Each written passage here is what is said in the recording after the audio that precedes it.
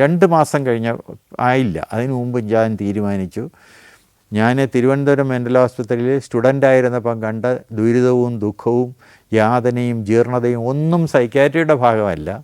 അത് അവിടെയുള്ള അനാസ്ഥയുടെയും അധർമ്മത്തിൻ്റെയും അസൗകര്യങ്ങളുടെയും അതിൻ്റെ ഭാഗമാണ്. സൈക്യാട്രി മറ്റ് മെഡിസിൻ ശാഖകളെപ്പോലെ അത്രയും ശാസ്ത്രീയമായിട്ട് ചെയ്യാം എന്നുള്ള ഒരു ബോധം ഉൾക്കൊണ്ട് അടുത്ത വർഷം MD പഠിക്കാം. അന്ന് ബാംഗ്ലൂർ മാത്രമേ ഉള്ളൂ, all India institute of mental health എന്നും പറഞ്ഞ് ചെയ്തുകൊണ്ടിരുന്നു. അപ്പോൾ എനിക്ക് ട്രിവാൻഡ്രത്ത് ഒരു നേരത്തെ പോയ ഒരു ഇൻ്റർവ്യൂവിൻ്റെ വെളിച്ചത്തിൽ അവിടെ ട്യൂട്ടറായിട്ട് കിട്ടി. അപ്പോൾ കൺഫ്യൂഷനായി. എനിക്ക് സെലക്ഷൻ കിട്ടിയത് മെഡിക്കൽ കോളേജിൽ സൈക്യാട്രി ട്യൂട്ടറായിട്ടാണ്. പക്ഷേ ഡിപ്പാർട്ട്മെൻറ്റ് വർക്ക് ചെയ്യുന്നത് മെൻ്റൽ ആശുപത്രിയിലാണ്. അവിടെ വീണ്ടും പോകണം. അപ്പോൾ അതൊരു കൺഫ്യൂഷനായി. ആ യാതനയിലേക്ക്, ആ നരകത്തിലേക്ക് ഞാൻ വീണ്ടും പോകണത് എങ്ങനെയാണ്. പക്ഷേ അതേസമയം അതൊരു കരിയറാണ്. അപ്പോൾ എൻ്റെ പ്രൊഫസർ ഡോക്ടർ ഗോപിനാഥ് പറഞ്ഞു, കുമാർ നിങ്ങൾ പോവുകയാണെങ്കിൽ എനിക്ക് ഡിപ്പാർട്ട്മെൻറ്റ് ക്ലോസ് ചെയ്യേണ്ടി വരും, സോ മച്ച്, അത്രയും നിങ്ങളിവിടെ ചെയ്യുന്നുണ്ട്.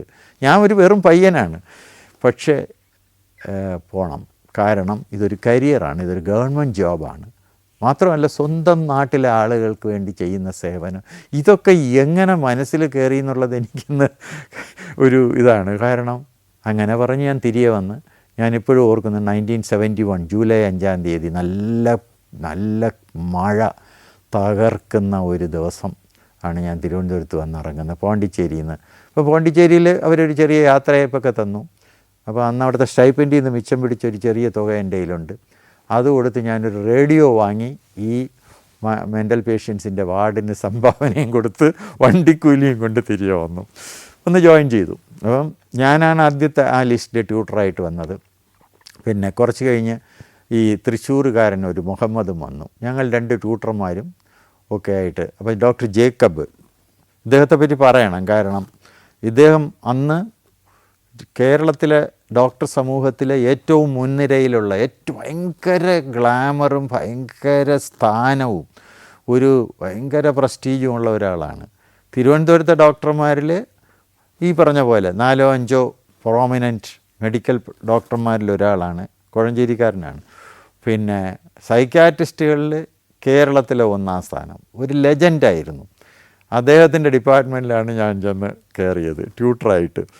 അപ്പോൾ പുള്ളി ഇങ്ങനെ എന്നെ നോക്കിയിട്ട് പറഞ്ഞു, ഇയാളുടെ അക്കാഡമിക് റെക്കോർഡ്, അപ്പം നമ്മുടെ ഇതൊക്കെ ഉണ്ട് അവരുടെ കയ്യിലുണ്ട്, ഈ ഇത്രയൊക്കെ വച്ചിട്ട് താൻ സൈക്യാട്രി എടുത്തത്, എനിക്ക് വേറെ ഇതില്ല. ഞാൻ പറഞ്ഞു എനിക്ക് മെഡിസിനും കിട്ടുമായിരുന്നു, ഒക്കെ കിട്ടുമായിരുന്നു, എന്നിട്ട് വന്നതെന്ന്. ഞാൻ പറഞ്ഞു എനിക്കിത് ഇഷ്ടമാണ്. എന്നാൽ പിന്നെ ജോലി ഇവിടെ നോക്ക് എന്ന് പറഞ്ഞു. അവിടെ ഈ ഭയങ്കര കഷ്ടപ്പാട്, ഞാൻ നേരത്തെ പറഞ്ഞു, അന്നത്തെക്കാലം ചെറിയ വ്യത്യാസം ഉണ്ടോ എന്ന് എനിക്കിന്ന് ഓർമ്മയില്ല. പക്ഷേ കാണുന്നതെല്ലാം മോശപ്പെട്ട കാര്യങ്ങൾ. ശരിക്കും ഞാൻ തന്നെ ഒരു വിഷാദ രോഗം, ഇന്നത്തെ പറഞ്ഞ അതിവിഷാദ രോഗത്തിലേക്ക് വീണതുപോലത്തെ അവസ്ഥ. കാര്യം പോണ്ടിച്ചേരി ജിപ്മറിലെ മനോഹരമായ ഒരു ചെറിയ യൂണിറ്റിൽ വളരെ സ്വസ്ഥമായിട്ട് നല്ല ജോലിയാണ്. പക്ഷേ എന്തൊരു സാറ്റിസ്ഫാക്ഷൻ. വൃത്തിയുള്ള വാർഡ്, വൃത്തിയുള്ള രോഗികൾ, വൃത്തിയുള്ള പരിസരം, എന്ന് അങ്ങേയറ്റം ജീർണിച്ച് പൊട്ടിപ്പൊളിഞ്ഞ വാർഡ്, ഓപ്പൺ ഡ്രെയിൻസ്, ഓപ്പൺ ഓടകൾ, മഴയും വെയിലും ഒരുപോലെ വാർഡിന്. കൊച്ചു കൊച്ചു കെട്ടിടങ്ങളാണ്, പഴയ 100 വർഷം പഴക്കമുള്ള കെട്ടിടമാണ്. അപ്പം ഞാൻ ചെന്ന് ചേർന്ന വർഷം ശതാബ്ദി വർഷമാണ്. 1870 ആണ് മെൻ്റൽ ആശുപത്രി സ്ഥാപിക്കുന്നത്. 1971 ജൂലൈയിലാണ്. അപ്പോൾ ശതാബ്ദി വർഷം അവസാനിക്കുന്നു സമയത്താണ് ഞാൻ ചെല്ലുന്നത്. ജേക്കബ് സാറാണ് അന്നത്തെ സൈക്യാട്രി പ്രൊഫസറും മെൻ്റൽ ആശുപത്രി സൂപ്രണ്ടും. അവിടെ ഒന്നുമില്ല, ചികിത്സയൊക്കെ പേരിനേ ഉള്ളൂ, ചുരുക്കം ഔഷധങ്ങളേ ഉള്ളൂ, 3-4 ഗുളികകളും പിന്നെ ഇഞ്ചക്ഷൻസും. ഷോക്ക് ട്രീറ്റ്മെൻറ്റ്, 3 പ്രധാന ചികിത്സകളുള്ളത്. ഷോക്ക് ട്രീറ്റ്മെൻറ്റ്, എല്ലാവരും ഷോക്കെന്ന് പറയും, കേൾക്കുമ്പോൾ തന്നെ ഒരു ഷോക്കാണ്. ഇലക്ട്രിക് കൺവൾസീവ് തെറാപ്പി എന്നാണ് അതിന് പറയുന്നത്, ECT എന്നും പറയുന്നുണ്ട്, ഷോക്ക് തെറാപ്പി എന്ന് പറഞ്ഞ്, ഷോക്ക് ട്രീറ്റ്മെൻറ്റ് അത്. പിന്നെ ഇൻസുലിൻ കോമ, ഇൻസുലിൻ കുത്തിവെച്ച് ചെറിയ ഒരു കൺട്രോൾഡ് ആയിട്ടുള്ളൊരു അബോധാവസ്ഥയിൽ രോഗിയെ നിർത്തി അത് കുറേ സെഷൻ, 10, 35, 50 സെഷൻ വരെ കൊടുക്കുമ്പോൾ ചിത്തഭ്രമത്തിൻ്റെ ലക്ഷണങ്ങൾ കുറയും. ഇത് രണ്ടുമാണ് പ്രധാന ചികിത്സ. പിന്നെ കുറേ ഔഷധങ്ങളും ഉണ്ട്, മരുന്നുകളൊക്കെ പേരിനേ ഉള്ളൂ. ആഹാരമൊക്കെ വളരെ മോശം. പിന്നെ രോഗികളെയൊക്കെ പലപ്പോഴും ബഹളം ഉണ്ടാക്കുന്നവരെ അടച്ചിടുന്ന സെൽ റൂംസാണ്, സിംഗിൾ സെൽ റൂംസ് കുറേ ഉണ്ട്. അവിടെ അടച്ചിടും. ചിലപ്പോൾ 2-3 ദിവസമൊക്കെ അവിടെ കിടന്ന് വിശന്നും ഒക്കെ ഇതാകുമ്പോൾ മാത്രമേ തുറന്നു വിടുകയുള്ളൂ. ഇങ്ങനെയുള്ള ഒരു ഭീകരാവസ്ഥയിലാണ് ചെന്ന് കണ്ടത്. പക്ഷേ അവിടെ ചെന്ന ഉടനെ ഈ ഡോക്ടർ രാവിലെ അദ്ദേഹം വരും, അദ്ദേഹം ഒ പി ഇരുന്ന് കുറേ പേഷ്യൻ്റ് നോക്കും. ECT എന്ന് പറഞ്ഞ ഷോക്ക് ട്രീറ്റ്മെൻറ്റ് അദ്ദേഹം കൊടുക്കും. ഇൻസുലിൻ മുറി കൊടുക്കുന്ന അതൊരു വലിയ വാർഡാണ്. അവിടെ പോയി നോക്കും. ഒരു 1:30-2 മണിയാകുമ്പോൾ അദ്ദേഹം പോകും. അപ്പോൾ ഞങ്ങൾക്കൊക്കെ ഡ്യൂട്ടിയുണ്ട്, ഓരോ വാർഡ് ചുമതല. അപ്പോൾ അങ്ങനെ എനിക്കും ഒരു വാർഡിൻ്റെ ചുമതല അങ്ങനെ കിട്ടി. അങ്ങനെ ഇരുന്നപ്പം ഒരു ദിവസം പോയപ്പോൾ ഷോക്ക് ട്രീറ്റ്മെൻറ്റ് കൊടുക്കുന്നത്, അതിനെപ്പറ്റി ഒന്ന് പറയാം. അത് ഇന്നും ആളുകൾക്ക് ഭയമാണ് അതിനെപ്പറ്റി കേൾക്കുമ്പോൾ. ഇന്ന് മാറിയെങ്കിലും അപ്പോൾ ഇത് കൊടുക്കുന്നിടത്ത് അപ്പോൾ ഈ ജിപ്മറിലായിരുന്നപ്പം, പോണ്ടിച്ചേരിയിലായിരുന്നപ്പോൾ ഞാൻ തന്നെയാണ് ഷോക്ക് ട്രീറ്റ്മെൻറ്റ് കൊടുക്കുന്നത്. ഞാനെന്ന് വെച്ചാൽ ഞാനാണ് ട്രീറ്റ്മെൻറ്റ് കൊടുക്കുന്നത്. ഒരു അനസ്തറ്റിസ്റ്റ് റിലാക്സേഷൻ കൊടുക്കും, അങ്ങനെ കൊടുക്കുന്നതാണ്. മോഡിഫൈഡ് ECT എന്ന് പറയും. യഥാർത്ഥ ECT എന്ന് പറഞ്ഞാൽ ഒരു വൈദ്യുത ഇത് കൊടുത്തിട്ട് ഒരു ഷോക്ക്, അപസ്മാരം ഉണ്ടാക്കുക കൃത്രിമമായിട്ട്. അത് കാണാൻ തന്നെ ഭയങ്കര ഇതാണ്. ആ ചികിത്സയുടെ ഒരു സീനാണ് ഞാൻ കാണുന്നത്. അപ്പോൾ അവിടെ ചെന്നപ്പോൾ അവിടെ ഒരു ഭയങ്കര ഒരു സീനാണ്. രോഗിയെ പിടിക്കുന്ന കിങ്കരന്മാരെ പോലെയുള്ള നഴ്സിംഗ് അസിസ്റ്റൻസ്, ഒരു 4-5 നഴ്സസ്. അപ്പം പെട്ടെന്ന് രോഗിക്ക് ബോധം നഷ്ടപ്പെട്ടാൽ ഈ ശ്വാസം നഷ്ടപ്പെട്ടാൽ കൊടുക്കാനുള്ള കൊറാമിൻ എന്ന് പറയുന്ന ഇഞ്ചെക്ഷൻസ്, സക്ഷൻ അപ്പാരറ്റസ്, ഓക്സിജൻ, ഇതൊക്കെ വെച്ചൊരു വലിയ ഒരു ഇതാണ്. ഇദ്ദേഹം ഇങ്ങനെ ഇരിക്കും. അപ്പം അവിടെ എല്ലാവരും ഒരു വലിയ ടെൻഷനിലാണ് ചെയ്യണം. അപ്പോൾ ഇദ്ദേഹത്തിൻ്റെ അടുത്ത് ഞാനും ചെന്ന് നിന്നു. അപ്പോൾ ഇദ്ദേഹത്തിൻ്റെ ഈ ടെൻഷനും അവിടുത്തെ അറ്റ്മോസ്ഫിയറും കണ്ട് ഞാൻ പതുക്കെ ചോദിച്ചു, സാർ ഇത് ഇത്രയും ഇത് ചെയ്യണ്ട, ഞാൻ ഇത്രയും പേരൊക്കെ എന്തിനാണ്, ഇതൊരു സേഫായിട്ടുള്ള ട്രീറ്റ്മെൻ്റ് അല്ലേ എന്ന് ചോദിച്ചു. അപ്പോൾ അദ്ദേഹം എന്നെ ഒന്ന് രൂക്ഷമായിട്ട് നോക്കി. ഞാൻ പറഞ്ഞു, അല്ല ഇതൊരു സേഫായിട്ടുള്ള, താൻ എന്താ ചോദിച്ചത്, ഇത് സേഫായിട്ടുള്ളൊരു ട്രീറ്റ്മെൻ്റ് അല്ലേ, അതങ്ങനെയാണല്ലോ. അത് പറഞ്ഞു, ഒരു കാര്യം ചെയ്യ്, നീ ഇപ്പം വാടിപ്പോയി നിൻ്റെ ജോലി നോക്ക്, ഇത് കഴിഞ്ഞ് എൻ്റെ മുറി വാ, ഞാൻ പറഞ്ഞു തരാമെന്ന് പറഞ്ഞു. അദ്ദേഹം അതുപോലെ ഞാൻ മുറിയിൽ ചെന്നവൻ പറഞ്ഞു, നീ എന്താ ചോദിച്ചത്? ഞാൻ പറഞ്ഞു, ഈ ECT കൊടുക്കാൻ സാർ ഇത്രയും വലിയ ടെൻഷനും ഇത്രയും വലിയ സന്നാഹം എന്തിനാണ്? അത് നീ എത്ര ECT കണ്ടിട്ടുണ്ട്? അപ്പം ഞാൻ പറഞ്ഞു, ഞാൻ കണ്ടിട്ടുണ്ടെന്ന് മാത്രമല്ല, ഞാൻ ഒരു 10-150 എണ്ണം കൊടുത്തിട്ടുണ്ട് ജിപ്മറിൽ വെച്ച്. അത് ശരിയാ, അതിൻ്റെ ചങ്കൂറ്റത്തിലാണെടാ നീ ഇത് പറയണേ അല്ലേ? സാർ അങ്ങനെയാണ് ഒരു ഭയങ്കര ഒരു, അതാണ് താൻ ഇങ്ങനെ പറയണത്. അത് പക്ഷേ അവിടെ അനസ്തറ്റിസ്റ്റ് വന്നിരുന്നല്ലേ കൊടുക്കുന്നത്. അവിടെ എന്തെങ്കിലും കുഴപ്പമുണ്ടായാൽ അയാൾ നോക്കിക്കൊള്ളും. ഇവിടെ ഞാനാണ് ഞാനാണ് റെസ്പോൺസിബിൾ. എന്നിട്ട് പുള്ളി ഞാൻ പറഞ്ഞു, പക്ഷേ സാറേ ഈ 2 ECTയും സേഫാണ്, ഡയറക്റ്റായിട്ട് കൊടുക്കണ ECTയും സേഫ്, അങ്ങനെയാണ് ഞങ്ങളുടെ പുസ്തകത്തിലൊക്കെ പറയുന്നത്. വലിയ അബദ്ധമൊന്നും വരില്ല. അപ്പോൾ സാറ് പറഞ്ഞു, എന്നിട്ട് സാർ പറഞ്ഞു, നീ ഇന്ന ആളെ കേട്ടിട്ടുണ്ടോയെന്ന്. അപ്പോൾ അത് ഒരു വലിയൊരു രാഷ്ട്രീയ നേതാവിൻ്റെ പേരാണ് അദ്ദേഹം എന്നോട് ചോദിക്കുന്നത്. ഞാൻ പറഞ്ഞു, കേട്ടിട്ടുണ്ടെന്ന് മാത്രമല്ല, അദ്ദേഹത്തിൻ്റെ പ്രസംഗവും ഞാൻ കേട്ടിട്ടുണ്ടെന്ന്. പുള്ളി പറഞ്ഞ്, പ്രസംഗം കേട്ടിട്ടുണ്ടോ എന്നല്ല ഞാൻ ചോദിച്ചത്. ആളുകളെല്ലാം ഇറക്കി എൻ്റെ മുറിയിൽ എന്നോട് ചോദ്യം ചോദിക്കുകയാണ്. അദ്ദേഹം നമ്മുടെ കേരളം ഭരിച്ചിട്ടുണ്ടോ എന്ന് നിനക്കറിയാമോ? ഞാൻ പറഞ്ഞു, അറിയാം. അദ്ദേഹം ഭരിക്കുമ്പം അദ്ദേഹത്തിൻ്റെ ഒരു വളരെ അടുത്ത ബന്ധുവിനെ ഈ ചികിത്സയ്ക്ക് കൊണ്ടുവന്ന് ഞാനാണ് ചികിത്സിച്ചത്.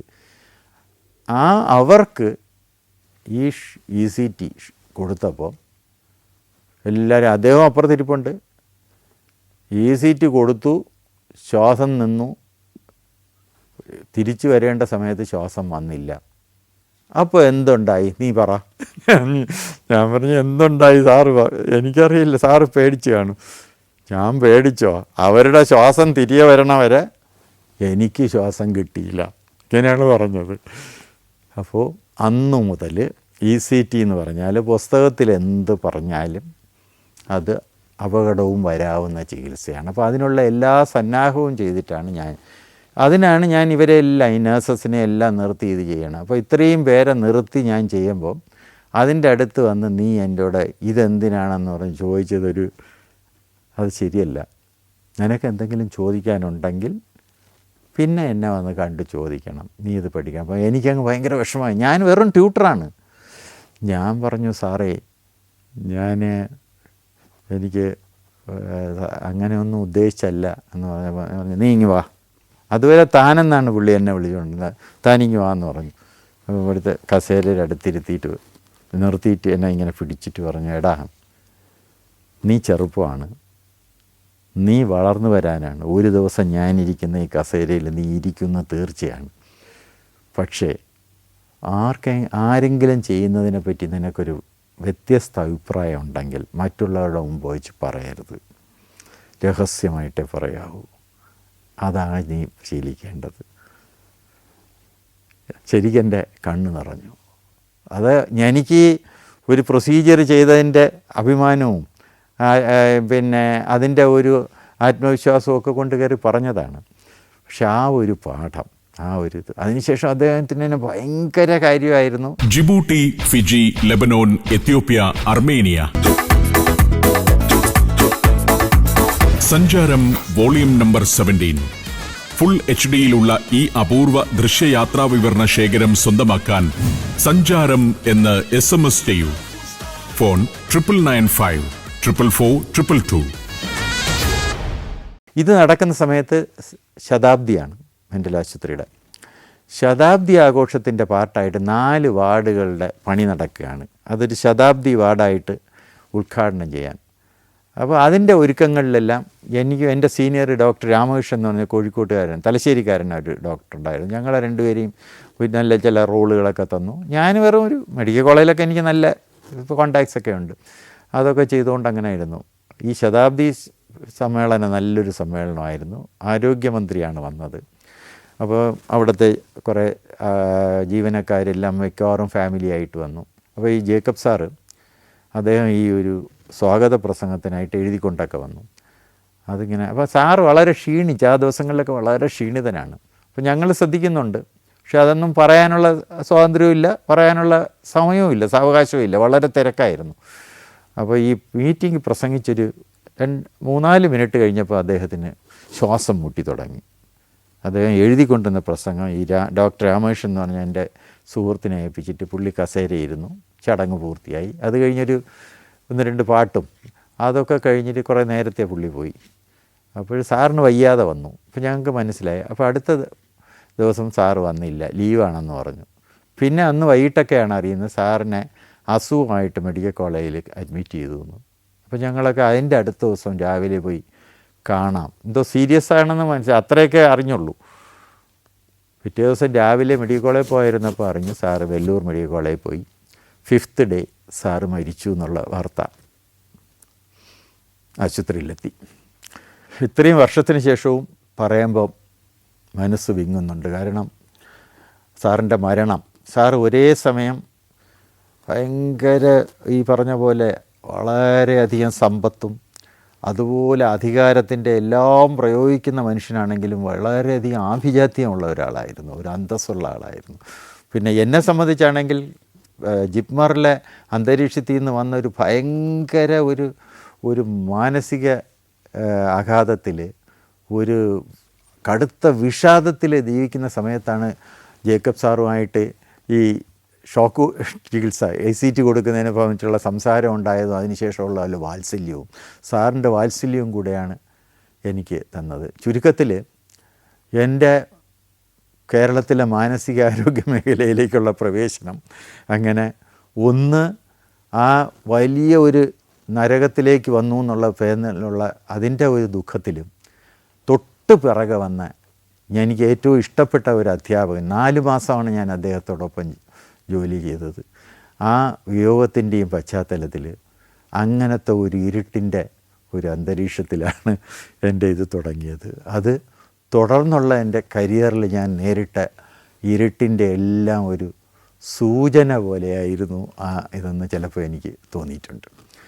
ഏതായാലും ഈ സംഭവത്തിന് ശേഷം പിന്നെ ഞാനവിടെ കണ്ടിന്യൂ ചെയ്തു. ജേക്കബ് സാറിൻ്റെ മരണമൊക്കെ കഴിഞ്ഞു. പിന്നെ അതിന് ശേഷം കോഴിക്കോട് നിന്നൊരു പ്രൊഫസർ വന്ന് ചാർജ് എടുത്തു. ആശുപത്രിയുടെ അവസ്ഥ പരമ ബോറായി. അപ്പോൾ അന്നത്തെ ചില കാര്യങ്ങൾ, അപ്പോൾ ഞാനും ഈ മുഹമ്മദും ഞങ്ങൾ 2 പേരുമാണ് മെഡിക്കൽ കോളേജിൽ ട്യൂട്ടറായിട്ട് കയറുന്ന ആദ്യത്തെ ഒരു സെലക്ഷനിൽ കൂടെ കയറുന്നവർ. അപ്പോൾ മുഹമ്മദിനാണെങ്കിൽ സൈക്യാട്രിയിൽ വലിയ ഇൻട്രസ്റ്റ് ഒന്നുമില്ല. പുള്ളി ഒരു നല്ല ചിത്രകാരനാണ്. പിന്നെ സുഖമായിട്ട് ഒരു ജോലി, ഗൾഫിൽ പോകാനാണ് ഇരിക്കുന്നത്. അതിന് മുമ്പ് ഒരു തിരുവനന്തപുരത്ത് കിട്ടിയപ്പോൾ എന്നാൽ തിരുവനന്തപുരം എന്നും പറഞ്ഞ് വന്നതാണ്. അപ്പോൾ ഞാൻ എൻ്റെ വീട്ടിൻ്റെ അടുത്ത് തന്നെ ഒരു ലോഡ്ജിൽ മുറിയെടുത്ത് തിരുവനന്തപുരത്ത് സ്റ്റാച്യുവിൽ അദ്ദേഹം താമസമായി. ഞങ്ങൾ 2 പേരും കൂട്ടാണ്.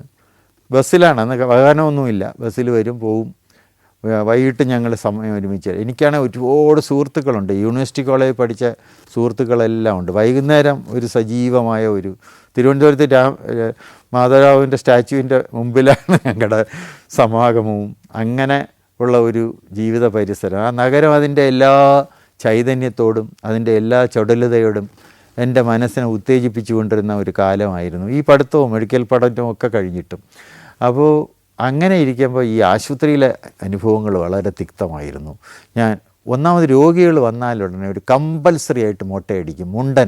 മുണ്ടനം ഒരു ചികിത്സ പോലെയാണ്. അപ്പോൾ അത് പല രോഗികൾക്കും ഇഷ്ടമല്ല. ചെറുപ്പക്കാരാണ്, മാനസിക രോഗികൾ കൂടുതലും ചെറുപ്പക്കാരാണ്. അപ്പോൾ ഈ അറ്റൻഡേഴ്സ് കൊണ്ടുവന്ന് ഇരുത്തും. ഇവൻ എത്ര പ്രതിഷേധിച്ചാലും ഇയാളൊരു മൊന പോലും പോയ ഒരു കത്തി കൊണ്ട് വടിച്ച് ഇത് കുറേ സോപ്പും പതച്ച് അതിൻ്റെ കൂടെ വെള്ളം കോരി ഒഴിക്കും. ചിലർ നീറി കിടന്ന് വിളിക്കും, കമ്പൽസറിയാണ്. അപ്പോൾ ഇത് കണ്ട് എനിക്ക് ഒന്നാമത് എൻ്റെ മുടിയിൽ ആരും തൊടുന്നത് ഇഷ്ടമില്ലെന്ന്. ഇപ്പോൾ എനിക്ക് മുടിയില്ലെങ്കിലും അന്ന് മുടിയുണ്ടായിരുന്നു. അപ്പോൾ ഏതായാലും ഞാൻ ഇത് സൂപ്രണ്ട് അദ്ദേഹത്തിൻ്റെ മുറിയിൽ ചെന്ന് പറഞ്ഞു, സാറേ ഇത് കഷ്ടമാണ്, അത് വേണ്ടാത്തവർക്ക് വേണ്ട, പക്ഷേ ഇത് ചിലർക്ക് വേണ്ടാന്ന് പറഞ്ഞാൽ അങ്ങ് വിട്ടുകൂടി. പറഞ്ഞു, കുമാറേ, ഡോക്ടർ കുമാർ എന്നാണ് പുള്ളി വിളിക്കുന്നത്, ഡോക്ടർ കുമാർ, ഇത് ഇവിടുത്തെ ഓരോ ചിട്ടയും വളരെ കാലത്തെ ഒബ്സർവേഷന് ശേഷം ഉണ്ടായതാണ്. ഇതെല്ലാം ഇവന്മാർ സൂക്ഷിക്കത്തില്ല. പേൻ വന്ന് ഇൻഫെക്ഷൻ വരും. അപ്പോൾ ഇത് ഒരുത്തന് ഇൻഫെക്ഷൻ ഉണ്ടെങ്കിൽ എല്ലാവർക്കും കിട്ടും. അതുകൊണ്ട് കുറേ പേർക്ക് മുടി വളർത്താനും കുറേ പറ്റത്തില്ല. അങ്ങനെ നടപ്പായതാണ് എന്നൊക്കെ പറഞ്ഞ് പുള്ളി പറഞ്ഞു. പക്ഷേ എന്തോ ഒരു ചെറിയ ഇയാളോടൊക്കെ പറഞ്ഞു, നീ കുറേ കൂടെയൊക്കെ ചെയ്യണമെന്നൊക്കെ പറഞ്ഞു. രണ്ടാമത് ആഹാരം കൊടുക്കുന്നത് ഇപ്പം ഇവർക്ക് 2 ദിവസം പിന്നെ മാംസവും ഒക്കെ കൊടുക്കണം, മുട്ടയൊക്കെ കൊടുക്കണമെന്നാണ്. പക്ഷേ ഇതൊക്കെ പേരിനേ ഉള്ളൂ. ഇതെല്ലാം മൊത്തം അവിടുത്തെ ഒരു ചിട്ട, റൂളല്ല, കീഴ്വഴക്കം. ഈ സ്റ്റാഫിനും ആഹാരം ആശുപത്രിയിലെ മെസ്സിൽ നിന്ന് എടുക്കാം. അപ്പോൾ ഇതിൻ്റെ പ്രൈം പോർഷൻസ്, നല്ല പോർഷൻസ് ഒത്തിരിയും ആ സ്റ്റാഫ് എടുക്കും. ഇതൊരു കാലമാണ്. അതെടുക്കും. അത് കഴിഞ്ഞിട്ട് ബാക്കിയുള്ള കുറേ ഗ്രേവിയും ചില കഷ്ണങ്ങളും മാത്രം ഇവർക്ക് കൊടുക്കും. അപ്പോൾ അത് വഴക്കാണ്, എന്നും വഴക്കാണ്. പേഷ്യൻസ് ചിലർ എല്ലാ ആശുപത്രിയിലും പ്രതിഷേധിക്കുന്ന പേഷ്യൻസ് കാണും, തുറന്നു പറയുന്നവരാണ് മാനസിക രോഗികൾ. അപ്പോൾ അത് ചിലപ്പോൾ അടിയാവും, ബഹളമാവും. ഇത് കണ്ട് ഇത് ഞങ്ങൾ ടേക്കപ്പ് ചെയ്തു, ഞാനും മുഹമ്മദും, എനിക്കിപ്പോഴും ഓർമ്മയുണ്ട്. അത് എന്ന് പറഞ്ഞു, അതും ഭയങ്കര ഇഷ്യൂ ആയി. ഉടനെ വഴക്കായി. സ്റ്റാഫ് അന്ന് ആശുപത്രി നടത്തുന്ന സൂപ്രണ്ടും 3-4 അദ്ദേഹത്തിൻ്റെ ആജ്ഞാനുവർത്തികളായ 3-4 നേഴ്സസും 1-2 മെയിൽ നേഴ്സസും ഉണ്ട്. പിന്നെ ഒരു ഹാഫ് എ ഡസൻ അറ്റൻഡേഴ്സും കൂടെയാണ്. അവർ വിചാരിക്കുന്നതേ നടക്കുകയുള്ളൂ. റിയൽ മസിൽ പവർ ഈസ് ഈ ഹോസ്പിറ്റൽ ഇതാണ്. അവരെ വച്ച് ആശുപത്രി ഒരു ടോട്ടൽ ആർക്കും കയറാൻ പറ്റില്ല. OPയുടെ അപ്പുറത്ത് it was totally away from public guys. പൊതുജനങ്ങളുടെ ദൃഷ്ടിയിൽ നിന്ന് മതിൽ കെട്ടി തന്നെ മാറ്റിയിരിക്കുകയാണ്. ആ മതിലിനപ്പുറം കിടക്കാൻ പറ്റില്ല. അപ്പോൾ ഇതെല്ലാം നടക്കുകയാണ്. അപ്പം ഞങ്ങൾ എന്ന് പറഞ്ഞു. അവസാനം അത് വലിയ തർക്കമായി. അപ്പം ആരെങ്കിലും പറഞ്ഞു, ഈ നശിച്ച സ്ഥലത്ത് അപ്പോൾ ഈ ആഹാരത്തിൻ്റെ ഒരു സൗകര്യമെങ്കിലും ഉണ്ടെങ്കിലല്ലേ ഈ ജീവനക്കാരെ കിട്ടുകയുള്ളൂ എന്ന് പറഞ്ഞ് അതിനുള്ള പെർമിഷൻ. പിന്നെ ഒരു ദിവസം ഞങ്ങൾ 2 പേരും നോക്കിയപ്പം ഈ ഉച്ചയ്ക്ക് ഫുഡ് കൊടുത്തു കഴിഞ്ഞ് ഇവരുടെ കിച്ചൺ ഭാഗത്ത് പോയി നോക്കിയപ്പം ഈ കിച്ചണിൽ ഉള്ള സാധനങ്ങളുടെ ഒരു വലിയ ഭാഗം വേറൊരു പാത്രത്തിൽ പകർന്നു വയ്ക്കുന്നു. അതെന്താണെന്ന് വെച്ചാൽ രാത്രി ഡ്യൂട്ടിക്ക് വരുന്നവർക്ക് വയ്ക്കുന്നതാണ്. ചുരുക്കത്തിൽ ഈ അവിടുത്തെ മാംസവും മുട്ടയും മീനും പിന്നെ നല്ലതായിട്ടുള്ള ബാക്കി സാധനങ്ങളുടെയും മേജർ പാർട്ട് ആശുപത്രി ജീവനക്കാരും നൈറ്റിൽ ഡ്യൂട്ടി വരുന്നു, വീടുകളിൽ കൊണ്ടുപോകുന്നതെന്ന് നമുക്കറിയില്ല.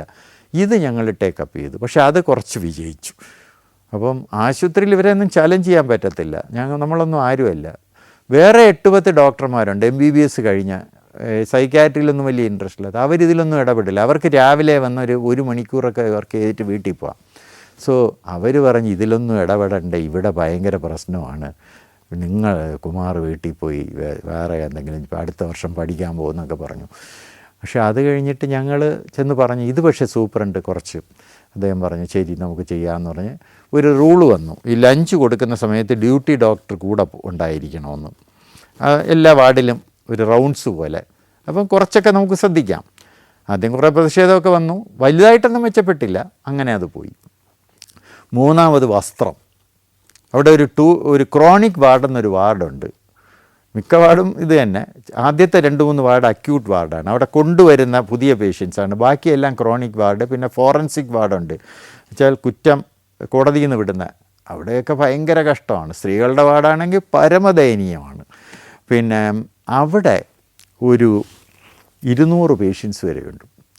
ഈ ക്രോണിക് വാർഡ് ദീർഘകാലമായിട്ട് ആശുപത്രി കിടക്കുന്നവരുടെ വാർഡാണ്. അവിടെ മിക്കവാറും ആളുകൾക്ക് വസ്ത്രമില്ല, വസ്ത്രം കൊടുക്കൂല.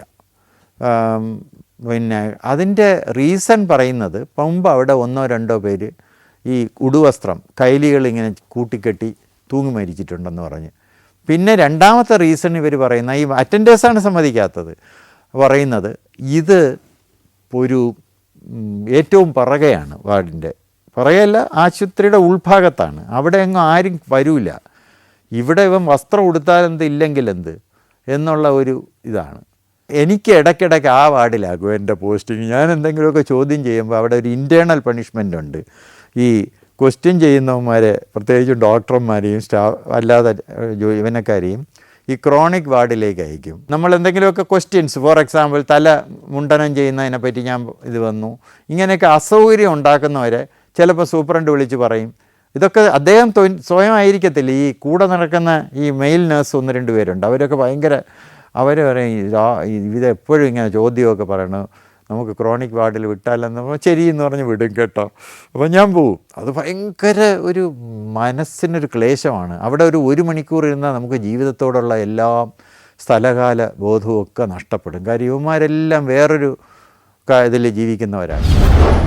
നാണു എന്ന് പറഞ്ഞൊരു പേഷ്യൻ്റ് ഉണ്ട്, എനിക്കിപ്പോഴും ഓർമ്മയുണ്ട്. നാണു മദ്രാസ് മെൻ്റൽ ഹോസ്പിറ്റലിൽ കിടന്നതാണ്. അപ്പോൾ സ്റ്റേറ്റ് റീഓർഗനൈസേഷൻ 56-ൽ കേരളവും വച്ച് മാറിയപ്പോൾ മെൻ്റൽ പേഷ്യൻസിനെയും ഡിവൈഡ് ചെയ്തു. നാണു ഇങ്ങനെ തിരുവനന്തപുരം മെൻ്റൽ ആശുപത്രിക്ക് ഹാൻഡ് ഓവർ ചെയ്ത ഒരാളാണ്. നാണു വിശ്വസിക്കുന്നത് ഇന്ത്യ ഇപ്പോഴും ബ്രിട്ടീഷുകാരാണ് ഇന്ത്യ ഭരിക്കുന്നതെന്നാണ്. വൈസ്രായി വരുന്നു എന്നൊക്കെ പറയും.